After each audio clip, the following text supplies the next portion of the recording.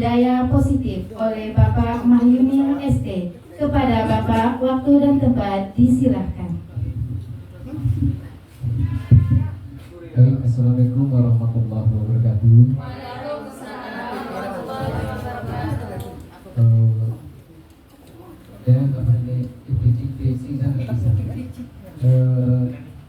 Baik,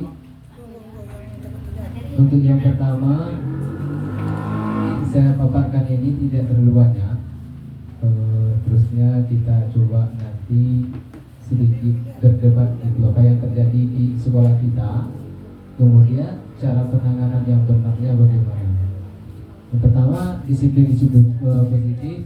Tujuan dari disiplin positif itu adalah menanamkan motivasi pada murid kita, yaitu untuk menjadi orang merdeka, ingin menghargai diri sendiri. Ini sebenarnya ada sebuah perubahan yang terjadi pada diri kita. Dua kategori perubahan. Yang pertama perubahan intrinsik, itu perubahan yang dari dalam. Kemudian ada perubahan yang terjadi di luar, ekstrinsik. Itu perubahan dari luar itu terbagi dua juga. Berubah karena adanya penghargaan, berubah karena adanya hadiah. Kemudian yang mana harus dipakai? Dipakai adalah berubah di dalam diri sendiri. Itu munculnya, kenapa harus itu dipakai? Karena akan bertahan lama. Jadi dalam guru penggerak itu ada namanya tergerak. Jadi tergerak itu masuk ke dalam perubahan di dalam diri sendiri atau intrinsik. Kemudian kalau di luar itu berubah karena adanya suatu hadiah, umpamanya hadiah entah itu di kelas dapat ranking. Jadi setelah kita kurikulum merdeka, tanpa kita sadari bahwa ranking di dalam kelas itu kan tidak ada lagi. Nah, ternyata tanpa kita sadari bahwa itu adalah salah satu cara mengarahkan kita ke arah kurikulum merdeka. Tidak boleh ada lagi karena ada ranking. Jadi nanti anak yang kurang kemampuannya daya tangkapnya, sehingga motivasi untuk belajarnya berkurang jadinya. Saya malas belajar, itu aja yang akan saya dapatkan gitu.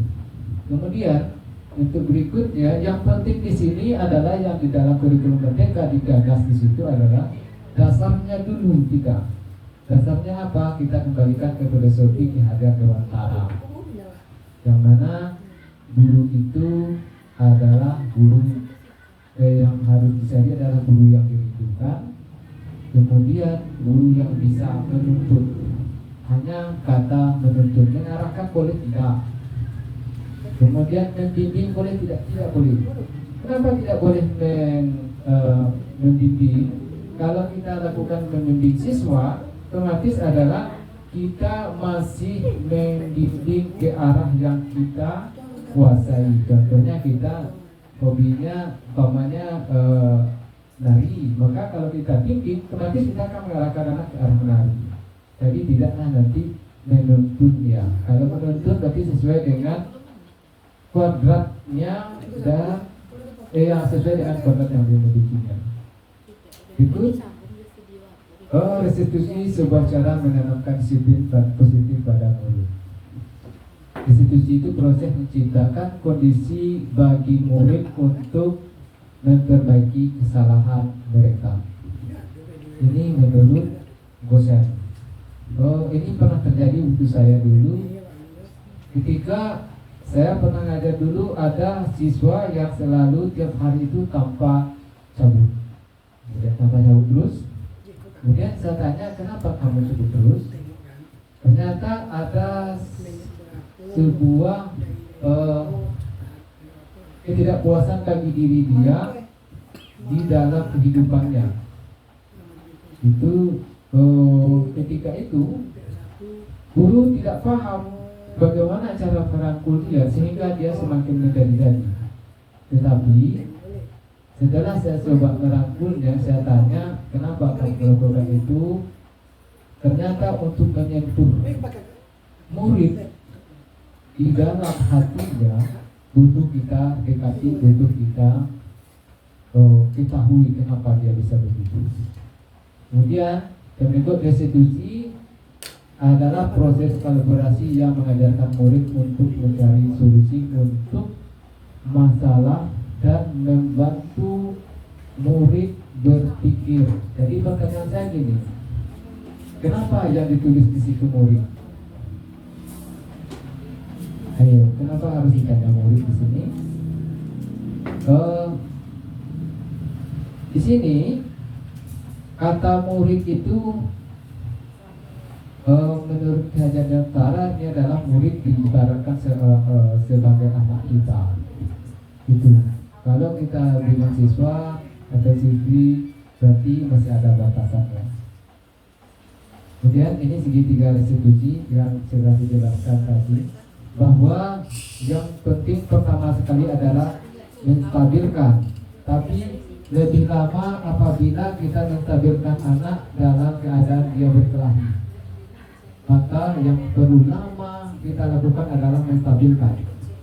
Karena kenapa harus menstabilkan? Karena anak yang biasanya sedang berkelahi atau sedang emosi perlu harus distabilkan dulu. Pertanyaannya, bagaimana kalau gurunya yang tidak stabil?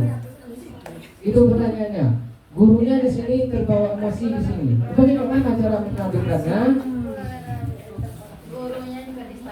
Jadi yang perlu dilakukan, salah satunya guru BK ini Mas Del ini, biasanya yang harus stabil itu gurunya dulu.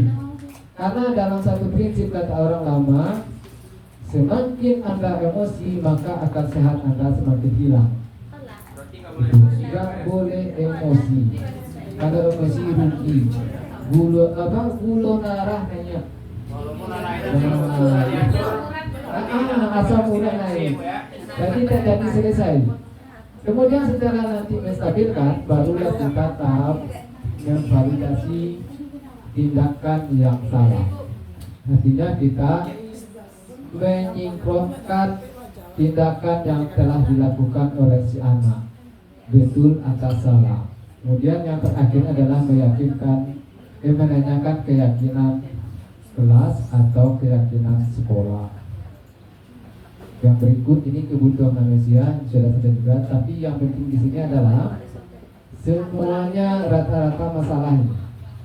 Untuk bertahan hidup inilah muncul permasalahan. Pokok sebenarnya permasalahan banyak, cuma dirangkum menjadi 5. Yang pertama namanya penguasaan. Jadi penguasaan ini artinya adalah ketika siswa yang biasanya hanya pendiam, kemudian dia mampu untuk bisa berubah dan menguasai suatu materi, maka dinamakan dengan penguasaan. Kemudian kasih sayang. Ada 2, kasih dan sayang. Kemudian kebebasan dan kesenangan. Berikutnya ini adalah contoh keyakinan kelas yang dibuat di dalam kelas. Oh, terima kasih. Dan kita buka sesi tanya dan jawab. Silakan ya bertanya Pak Teddy tadi. Boleh. Oh, silakan yang bertanya. Bu apa? Bu Rika tanyakan.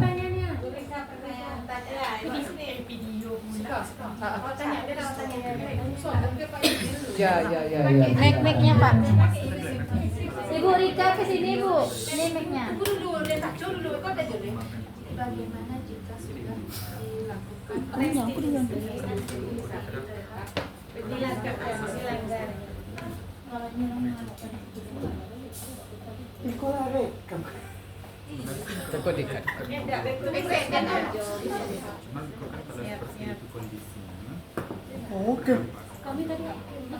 Assalamualaikum warahmatullahi wabarakatuh. Waalaikumsalam warahmatullahi wabarakatuh.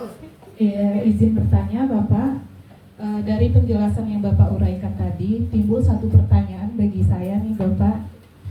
Pertanyaan saya, bagaimana jika sudah dilakukan restitusi tapi tetap dilanggar oleh siswa yang sama Berarti sudah diingatkan tapi diulang kembali gitu Pak. Mohon penjelasannya Bapak. Terima kasih.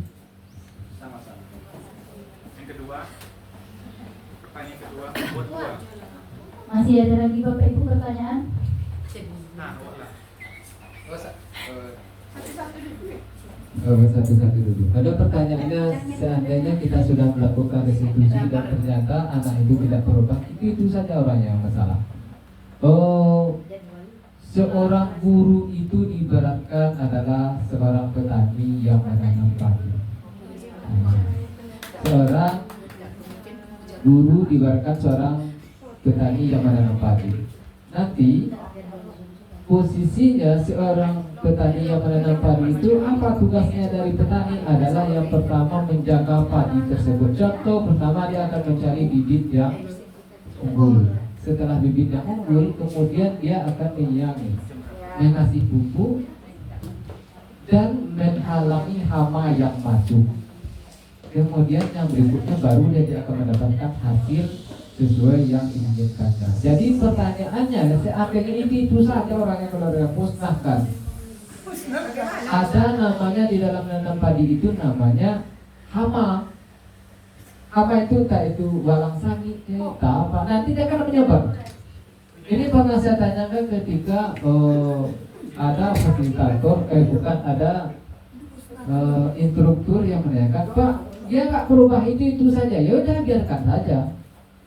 Atau kalau kita ambil filosofi dari Gajah Dewantaranya, bahwa setelah kita bina juga tidak mau, kemudian apakah tanggung jawab kita harus mampu merubah siswa tersebut? Tidak. Karena ada namanya dalam Al-Quran, tidak akan berubah nasib seseorang kalau mereka itu sendiri tidak akan berubah. Itu kira-kira. Jadi intinya, si A ini tak mau berubah, itu aja katanya, udah jangan usah dibina. Kalau tidak, dia akan menjadi yang namanya hama. Kalau nggak percaya itu kenyataan, kan menjadi hama. Jadi petani tadi adalah menghambat hama-hama yang masuk ke padi. Kalau umpamanya apa? Ada hama yang masuk, dia akan kencing lagi, bukan disebut kencing lagi. Akhirnya padi akan gagal. Begitu. Katanya berikut si Pak Yopi. Halo Pak, Pak Pedi. saya tidak boleh. Ada Pak Yopi juga. Boleh. Dulu. Ada 2 kali. Iya. Coba tengok KT Bang. Pak.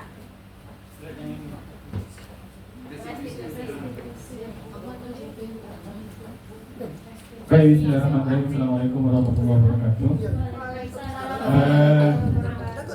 Tadi sebelumnya saya ucapkan terima kasih kepada Pak Manil sebagai pemateri yang telah memberikan pemahaman kepada kita semua tentang konsep segitiga restitusi. Tadi saya sedikit mendengar ada penjelasan dari Pak Manil bahwasanya sebelum kita menangani kondisi siswa terlebih dahulu, guru yang bersangkutan harus ditengahi dulu, nah kan, dari segi emosional dan lain sebagainya. Seperti yang kita lihat dari segitiga restitusi ini, tadi kata Pak Yunil dijelaskan bahwasannya terkait tentang permasalahan peserta didik kita, kalau seandainya tidak menemui titik temu, Pak Yunil menjelaskan tentang suatu dalil ataupun ayat tidak akan berubah suatu nasib kalau tidak kita yang merubahnya. Sebagai seorang calon CGP gitu, apakah hanya sebatas itu saja untuk penanganan hal tersebut? Berarti kalau kondisi seperti itu kan kita sudah pasrah, jabariyah, pasrah dengan keadaan, gitu kan? Hasilnya memusatkan kepada siswa agar siswa tersebut mampu menyelesaikannya secara sendiri, ya gitu. Jadi apakah berkelanjutan, continue, atau hanya sampai sebatas itu saja dalam penanganan budaya positif, permasalahan siswa tersebut? Terima kasih. Baik, pertanyaannya apakah penanganan siswa berkelanjut? Sebenarnya berkelanjut, cuman nanti kita harus berkolaborasi tidak hanya selesai dengan guru itu, tetapi harus berkolaborasi dengan kepentingan sekolah, entah itu yang paling menguatkan adalah kepala sekolah, kemudian dengan orang tua. Kemudian yang berikut, apakah nanti tugas CGP itu hanya menangani siswa gitu? Oh tidak. Apakah ada tindak lanjutnya? Ada tindak lanjut, ada. Nanti dalam biasanya saya lupa modulnya, itu ada nanti sampai di mana sih penanganan siswa yang kita lakukan. Di sana ada namanya teori yang mengatakan umpamanya saya berhasil menangani siswa dengan kasus yang sama dan berubah. Kemudian guru tersebut harus menanyakan gimana sih Pak caranya. Itu salah satu berkolaborasi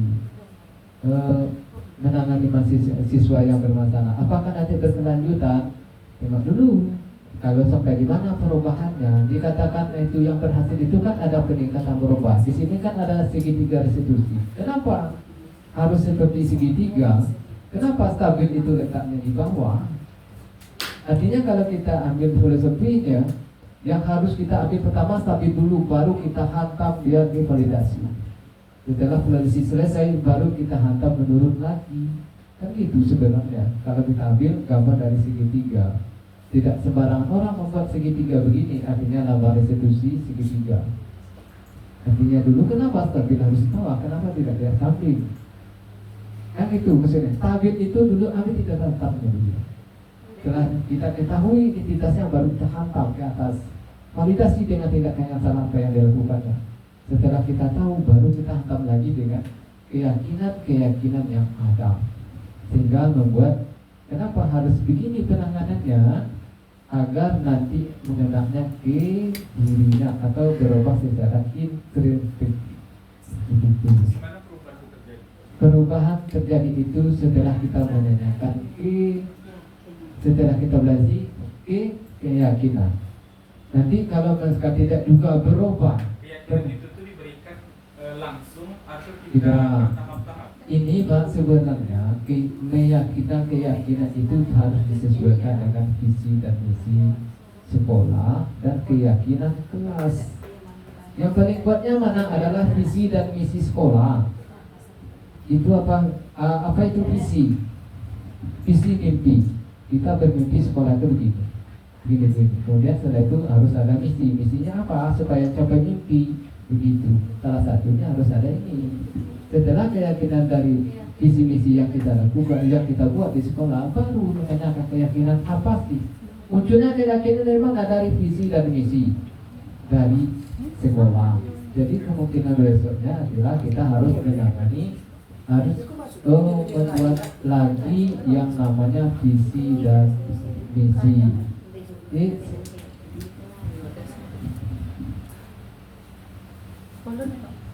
Apa yang berikutnya? Pertanyaan Pak. Nggak tahu kayak gitu.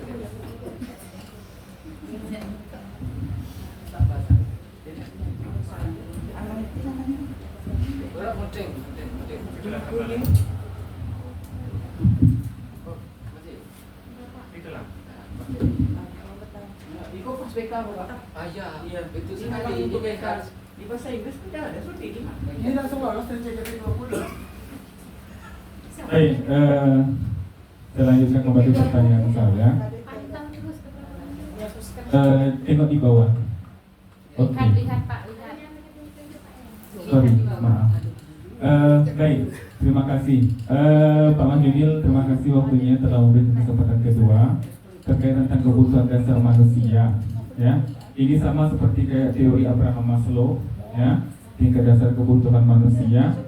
Saya tertarik tadi tentang bertahan hidup, ya.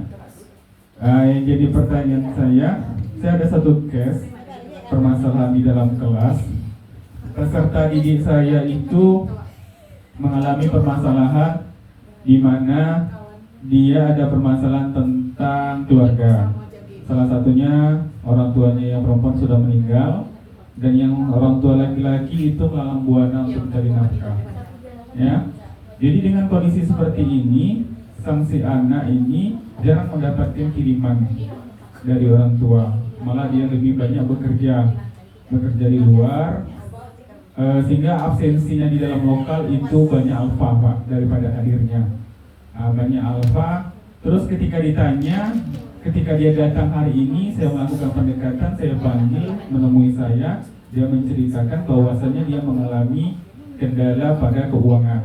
Dia bekerja, terus tempat tinggal lagi. Tempat tinggal selama ini dia ngekos, dan ternyata kosnya itu menipu gitu. Menipunya itu fasilitas yang diberikan tidak sesuai dengan harga. Ya, akhirnya dia tinggal dengan nenek angkat, ibaratnya sama seperti apa ya? Dia berusaha untuk mencari orang siapa sih yang mau menampung saya gitu. Jadi dengan kondisi seperti ini, sampai sejauh mana kita di dalam untuk mengentaskan permasalahan siswa seperti ini? Terima kasih. Kalau dilihat dari kebutuhan dasar manusia kan tadi kan ada bertahan hidup supaya gimana cara kita menyikapi hal demikian, terutama dari saya sebagai wali kelas, yang kedua kepada seluruh warga sekolah. Terima kasih. Baik, permasalahan anak Feli betul-betul bertahan hidup, kurang semuanya, penguasaan dia kurang, kasih sayang apalagi, kebebasan tidak juga ada, kesenangan juga tidak. Ini perlu pendekatan menurut saya. Ini adalah salah satunya dipenuhi dulu yang namanya kebutuhan materi mesti. Kalau kita mampu bantunya itu, baru dia terpenuhi yang lain. Karena materi yang pertamanya bertahan hidupnya adalah di money, uangnya nggak ada. Ya, sebenarnya kan tanpa tidak kita pungkiri bahwa untuk bisa mencapai bertahan hidup itu kuncinya adalah saya setuju Pak, PT. Karena baru bisa tercapai yang pertama permasaan, kasih sayang. Berarti bukan bisa definisi kasih sayang, bukan, tapi bisa kita bisa tercapai dan kebebasan. Salah satunya carilah donasi Pak, siapa yang mau bisa membantu begitu. Ya. Dan orang tua asuh jangan lagi Pak, nanti dia udah besar, nanti lain pula yang diasuhnya. Bukan, cari ibu asuh. Kan dia cowok Pak. Cowok, berarti cari bapak angkatnya. Ya, karena dia kan bapak angkatnya kan ada, ibu angkatnya nanti lain-lain ceritanya. Karena anak SMA, SMK sudah besar, dia sudah ngerti. Agak sulit juga, paling labilnya. Jadi entah siapa yang bisa donasi, banyak kasihnya uang untuk bisa sekolah. Gitu. Baik, nggak ada lagi ya? Ada. Ada pertanyaan. Contoh videonya ada. Contoh video. Iya, ada Pak. Oh, di mana? Posisi kontrol ya. Iya. Oh, gitu. Yang tadi. Ya. Ya. Oh, gitu.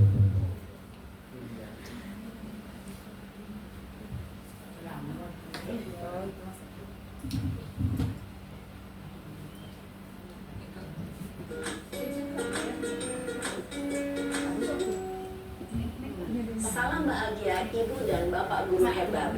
Dalam penerapan disiplin positif restitusi, salah satu program yang dikembangkan adalah 5 posisi kontrol.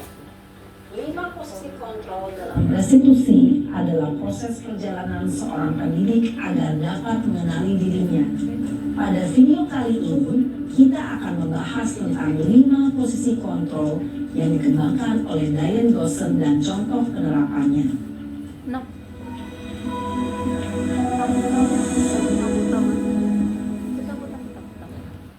Lima posisi kontrol itu adalah 1. Posisi penghukum, 2. Posisi pembuat merasa bersalah, 3.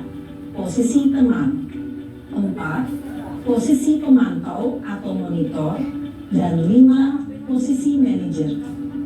Untuk lebih memahami kelima posisi tersebut, mari kita saksikan kasus Naren yang terlambat hadir 20 menit di sekolah dan melihat bagaimana kelima posisi kontrol dalam menghadapi masalah tersebut.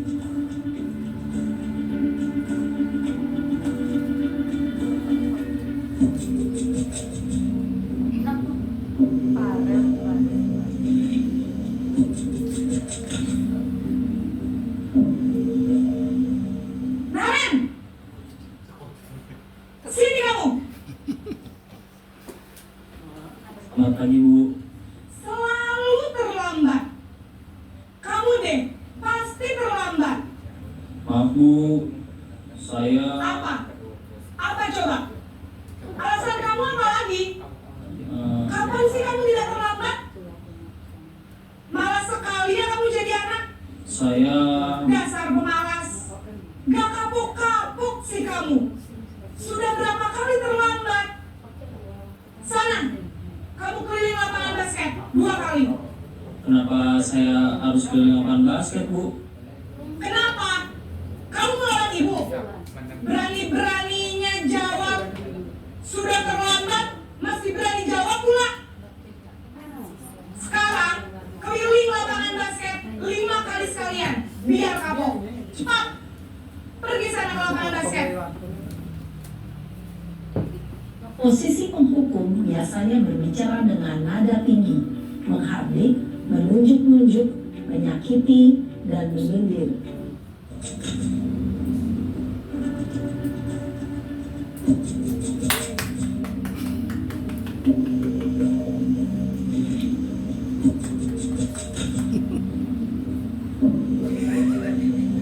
Naren!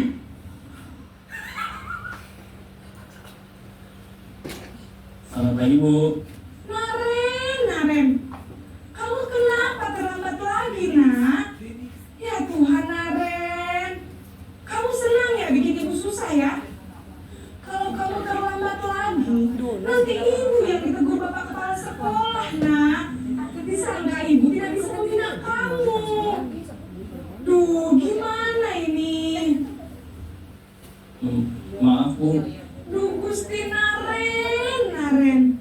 Kamu suka ya kalau ibu tegur bapak kepala sekolah? Terus, sekarang ibu harus tulis apa ini di buku absen? Ini kamu sudah sering terlambat loh. Ibu harus apa coba? Maaf Bu. Maaf sekali. Ya sudah, lain kali jangan bikin ibu susah lagi anak ya. Ibu tidak akan kuat lagi kalau kamu begini terus.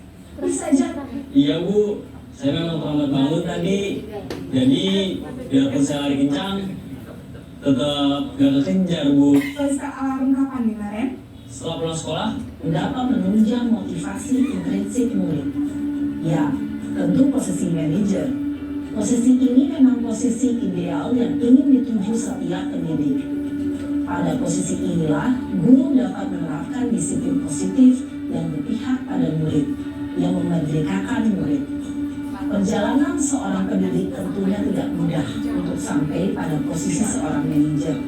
Namun, tujuan kita pasti, yaitu menciptakan murid-murid yang mandiri, merdeka, dan bertanggung jawab. Semoga penggambaran 5 posisi kontrol yang telah diperlihatkan ini dapat menjadi ajang refleksi bagi kita semua, agar dapat terus mengasah dan menerapkan disiplin positif yang memerdekakan murid. Mari terus berlatih dan bersemangat. Selamat menerapkan. Salam dan bahagia Ibu dan Bapak Guru hebat.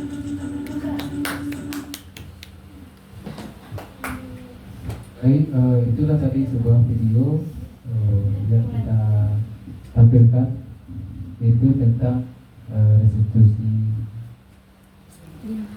5 posisi kontrol. Oke, itulah penyampaian saya dalam presentasi ini. Terlebih dan kurang saya ucapkan mohon maaf. Assalamualaikum warahmatullahi wabarakatuh. Waalaikumsalam.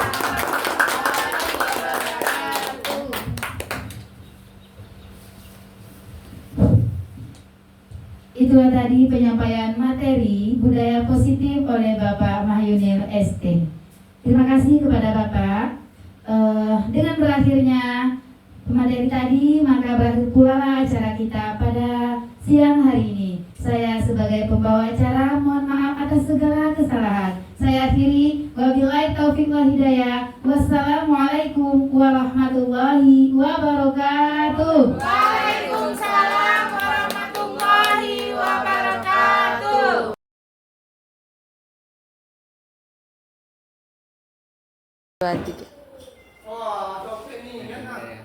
Baik, saya ingin bertanya ke kalian. kalian kan terlambat nih. Terlambatnya salah satunya terlambat di upacara. Saya pernah juga dulu merasakan terlambat ketika upacara sekolah pernah. Jadi saya hal yang wajar. Ini kan tidak direncanakan nih. Ini terlambat kenapa? Ini kenapa? Baik. Kemudian pertanyaan ini, kenapa kamu terlambat dulu? Saya menjelaskan masalahnya karena saya terlambat dari rumah. Iya. Yang pertama, kondisi jalannya tidak stabil kan Pak, karena adanya macet mobil untuk perjalanan yang jauh dari rumah hingga ke sekolah.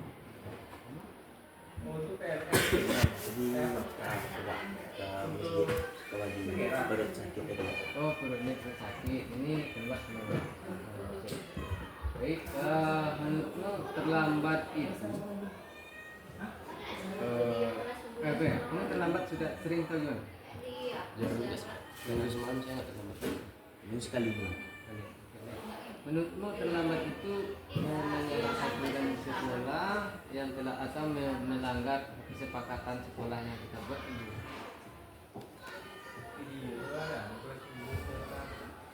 Yang pertama melanggar peraturan tepat waktu hak datang sekolah. Ya.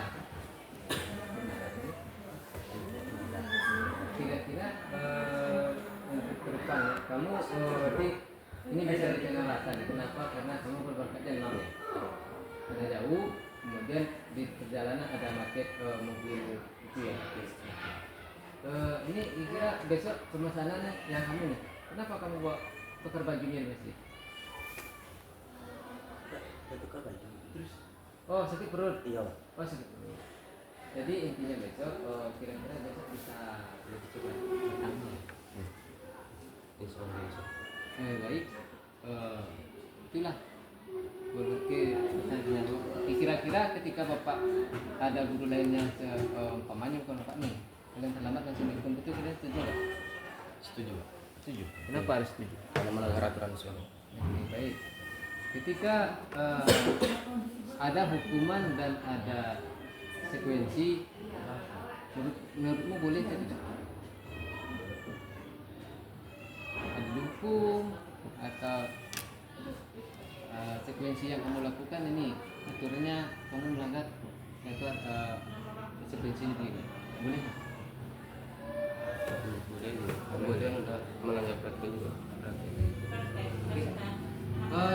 Setelah ini hasilnya, setelah bapak tanya tadi kira perasaanmu boleh?